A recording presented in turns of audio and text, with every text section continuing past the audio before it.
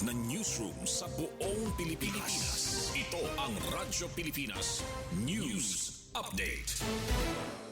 Ngatanan sa mga waray trabaho buligan, diri la mga kablas.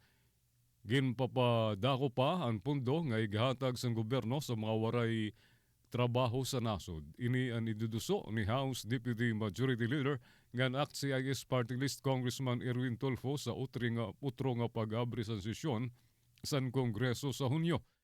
Sigun kan Congressman Tulfo, may ipipanhatag ang DSWD nga 15,000 pesos nga kapital sa kada pamilya nga tikang sa kablas nga komunidad nga waray ginkikita para magamada sa panginabuhi.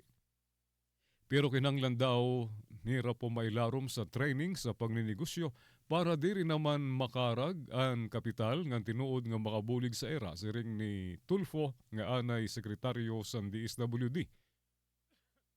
Ang gintutulok ni Tulfo mao ang Sustainable Livelihood Program o SLP sa ahensya para sa mga kablas nga waray gin pakabuhi sa usa nga komunidad. Ang nasabi nga programa ang Kapartisan Poverty Alleviation Program sa DSWD sa panguna ni Secretary Rex Gatchalian subay sa karuyagon sa administrasyon ni PBBM.